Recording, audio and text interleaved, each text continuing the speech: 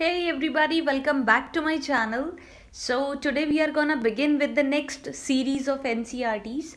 Like we have already started the NCRTs and we have covered the class 9th and 10th NCRT economics. So now this will be class 9th NCRT geography.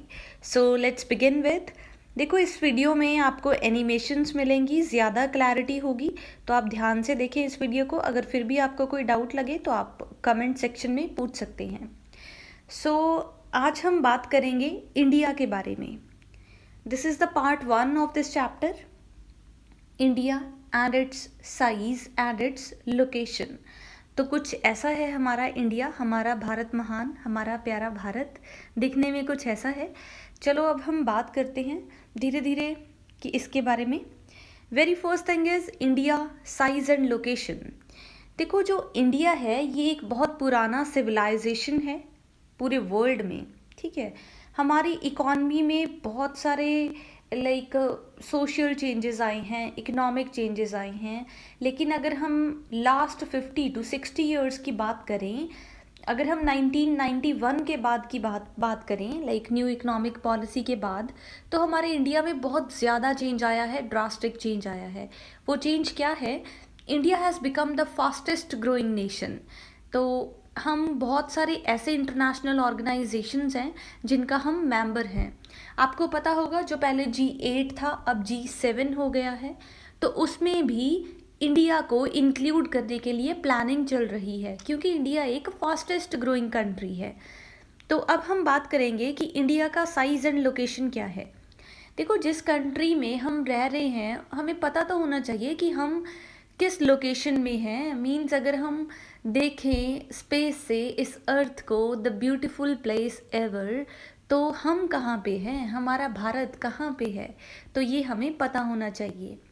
इस chapter में important topics हैं India's location, it's size, India and the world and it's neighbours, like neighbouring countries. तो आज हम बात करेंगे India's location and it's size. Location है जो इंडिया की, it lies in the northern hemisphere between the latitudes 8 degree 4 north and 37 degree 6 north and longitudes 68 degree 7 east and 97 degree 25 east. अब आप सोचोगे कि ये क्या हो रहा है भाई, हेमिस्फीयर, लैटिट्यूड, लॉन्गिट्यूड, क्या रहा है. चलो देखते हैं क्या होता है ये सब. तो ये जो लेटी हुई लाइंस हैं ये हैं लैटिट्यूड, ये जो लॉन्ग लाइंस हैं ये हैं लॉन्गिट्यूड. देखो ये लाइंस क्या हैं, इमेजिनरी लाइंस हैं. देखो जब हम स्पेस से अर्थ को देखते हैं तो क्या है कि ऐसे कैसे मेजर करेंगे कि कौन सी चीज़ कहाँ पे है. तो जो पहले जियोग्राफर्स थे जो इस पे रिसर्च कर रहे थे, तो उन्होंने टाइम का कॉन्सेप्ट लाने के लिए, डिस्टेंस का कॉन्सेप्ट लाने के लिए कि कौन सी कंट्री किस डायरेक्शन में है, हम एक दूसरे से कितने डिस्टेंस पे हैं, कहाँ पे कितना टाइम है, ये सब चीज़ों के लिए कुछ इमेजिनरी लाइंस ड्रॉ की पूरे अर्थ पे. ठीक है, तो वो इमेजिनरी लाइंस को हम बोलते हैं लैटिट्यूड एंड लॉन्गिट्यूड. कैसे याद रखोगे आप? ये जो लेटी हुई लाइंस हैं, हॉरिजॉन्टल लाइंस हैं, ये हैं लैटिट्यूड. लॉन्ग लाइंस हैं, लंबी लाइंस हैं, वो हैं लॉन्गिट्यूड. ठीक है, तो ये लैटिट्यूड लॉन्गिट्यूड कुछ ऐसे होता है. अब मैंने बोला था नॉर्दर्न हेमिस्फीयर, तो क्या होता है? देखो हेमिस्फीयर का मतलब है ये जो कोई सर्कुलर शेप की चीज़ होती है, अगर उसको हम पार्ट्स में डिवाइड करें, हाफ पार्ट में, तो उसे हम बोलते हैं हेमिस्फीयर. ठीक है, स्फेरिकल शेप है, उसको हाफ में डिवाइड करें तो hemisphere. Northern, western, southern, eastern, ये सब क्या है? डायरेक्शंस हैं. कैसे डायरेक्शंस याद रखोगे? कई लोगों को होता है कि ऐसे मुझे याद ही नहीं रहता कि कहाँ पे नॉर्थ है कहाँ पे साउथ है. तो भाई सिंपल सी बात है, न्यूज़, खबरें होती हैं न्यूज़, तो उसको तो आप याद रख ही सकते हो. न्यूज़ का आप एन लो, एन लिखा, उसके अपोजिट क्या होगा? साउथ. नॉर्थ के अपोजिट क्या है? साउथ. न्यूज़ के बाद एन के बाद क्या आता है? ई.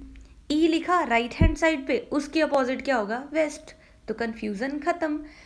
एन ई न्यूज़ वाला ले लो, नॉर्थ का अपोजिट साउथ होता है, ईस्ट का अपोजिट वेस्ट होता है. तो अब आपको ये नहीं भूलेगा. तो देखो जो ऊपर वाला एरिया है पूरे अर्थ का वो है नॉर्दर्न हेमिस्फीयर. अगर आप लोगों को थोड़ा बहुत पता है तो आप इसी से इंडिया को देख सकते हैं। ये जो ट्रायंगुलर शेप वाला कुछ दिख रहा है आपको श्रीलंका के पास, तो ये है नॉर्दर्न हेमिस्फीयर में हमारा इंडिया। सदर्न हेमिस्फीयर है नीचे वाला पार्ट, वेस्टर्न है लेफ्ट साइड एंड ईस्टर्न है right side of the earth. देखो इस पिक्चर में जो डार्कन पोर्शन है, डार्क है ना नॉर्दर्न हेमिस्फीयर, तो वो वाला पोर्शन है नॉर्दर्न। उसके बाद वेस्टर्न देखो, जो डार्क है वो है वेस्टर्न। तो ईजिली आप इसको आइडेंटिफाई कर सकते हैं। अब इसमें थोड़ा और क्लैरिटी मिल जाएगी आपको, northern hemisphere and southern hemisphere.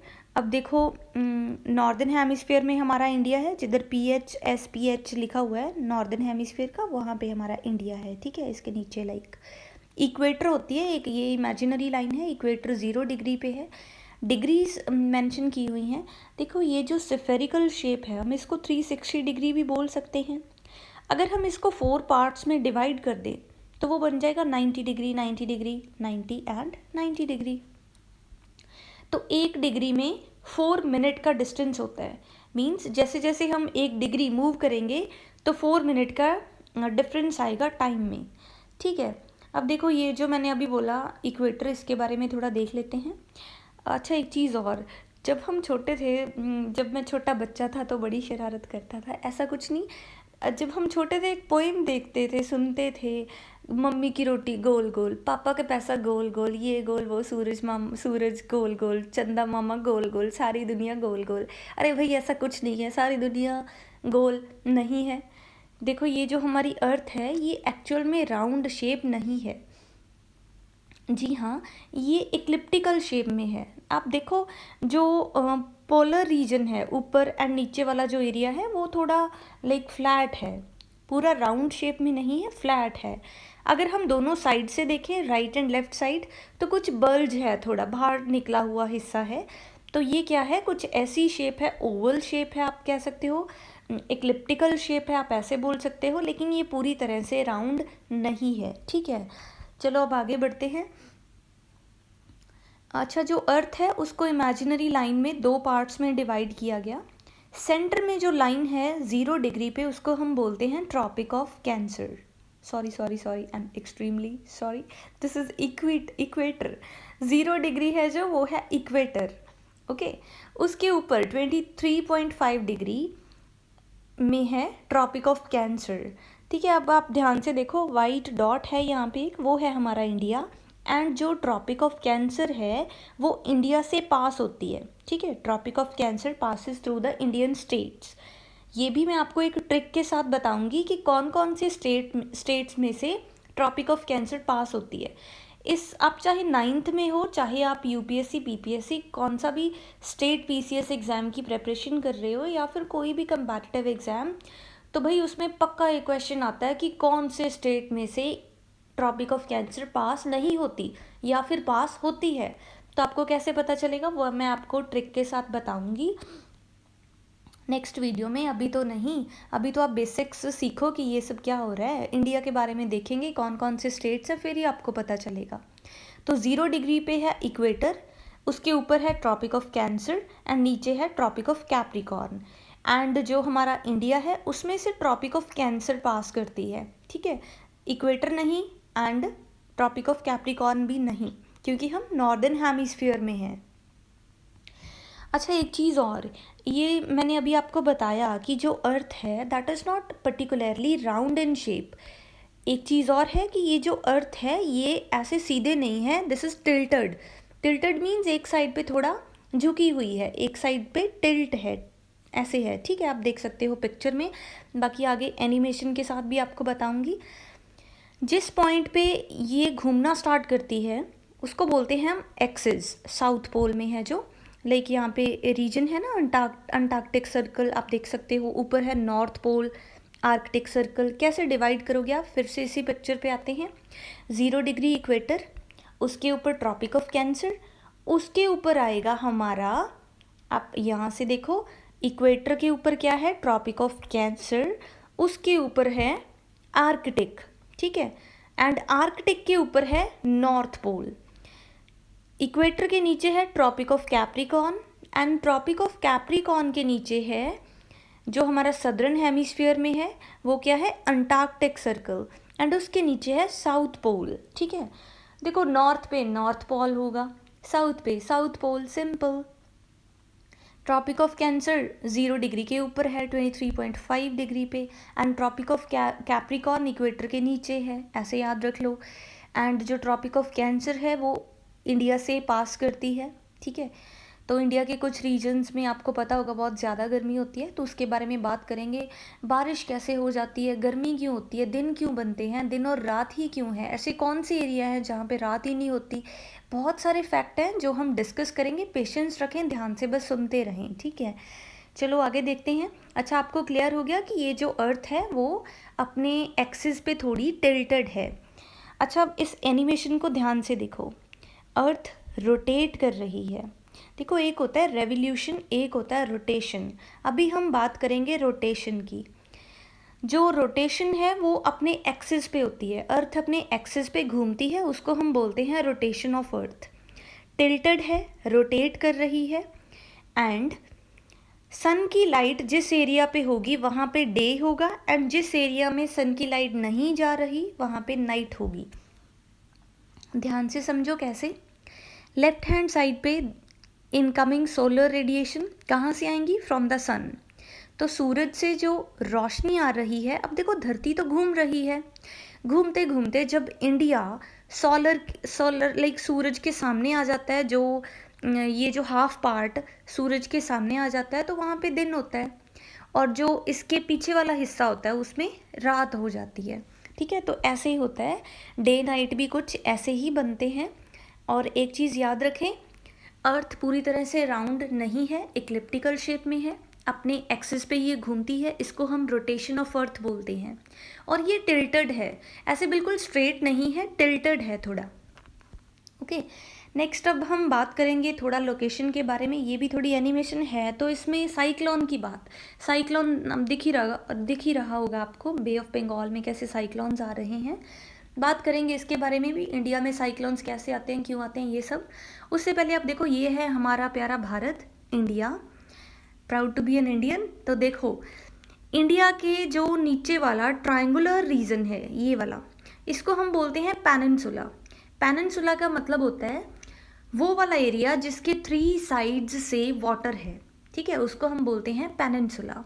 तो यहाँ पे पेनिनसुला है, कैसे पानी इसको टच कर रहा है, वो वाटर का भी डिफरेंट नेम है। कैसे, देखो, इंडिया के right hand side bay of Bengal में देखो, जहाँ पे साइक्लोन्स बन रहे हैं, बे ऑफ बंगाल है इधर, नीचे है Indian ocean, and left side पे है अरेबियन सी। धीरे धीरे करके आप थोड़ा थोड़ा याद करते जाओ, एंड जैसे ही हमारे चैप्टर्स ख़त्म होंगे, मैक्सिमम 1 मंथ हम बात करें, 1 मंथ भी मैंने वैसे ज़्यादा ही बोल दिया, चलो कोई बात नहीं, 15-20 दिन में आपको ज्योग्राफी का बहुत कुछ पता चल जाएगा। ज्योग्राफी क्या, आपको पता चल जाएगा कि ऐसे कैसे बारिश हो रही है, बारिश ऐसे ड्रॉप्स में क्यों हो रही है। ठीक है, ऐसे बहुत सारे क्वेश्चंस हैं। आप इमेजिन करना सीखो, इमेजिनेशन को स्ट्रॉन्ग करो, और जितने भी क्वेश्चंस आपके माइंड में आए आप कमेंट सेक्शन में पूछो, ताकि मैं नेक्स्ट वीडियोज़ में आपके डाउट्स को साथ ही साथ क्लियर करते जाऊँ। तो अब देखो, इंडिया की कुछ ऐसी शेप है, जो नीचे पेनिनसुलर रीजन है, उसके राइट हैंड साइड है बे ऑफ बंगाल। देखो, अभी साइक्लोन है यहाँ पे, एंड जो लेफ्ट साइड है वहाँ पे है अरेबियन सी। ठीक है, एंड नीचे है इंडियन ओशन। ये 3 चीज़ें आप याद रखें। एंड जो इंडिया है उसके बिल्कुल साथ ये छोटा सा आपको लैंड वाला एरिया दिख रहा होगा, ये है श्रीलंका। तो इंडिया एंड श्रीलंका के जो बीच में एरिया है, नैरो पासेज है, आप देख सकते हो, थोड़ा पानी वाला कुछ एरिया है, उसको हम बोलते हैं स्ट्रेट। स्ट्रेट का मतलब क्या होता है कि 2 लैंड मासेस के इन बिटवीन जो वाटर वाला नैरो पासेज हो, उसको हम स्ट्रेट बोलते हैं। एंड इंडिया एंड श्रीलंका के बीच है park straight, PALK, park straight.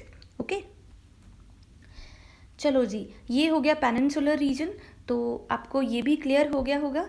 Thank you so much for watching this video. अगर आप इस चैनल पे नए हैं तो चैनल को सब्सक्राइब ज़रूर करें, बेल आइकन प्रेस करें, सो दैट आने वाले वीडियोस का नोटिफिकेशन मिल जाए। सारे वीडियोस फ्री ऑफ कॉस्ट हैं। एंड कमेंट करें अगर आपको कोई डाउट है, वीडियो अच्छा लगा, या फिर कुछ भी आप अपने मन का पॉजिटिव जो प्रेजेंट करना चाहें उसी के बारे में कमेंट करें। And thank you so much, stay blessed.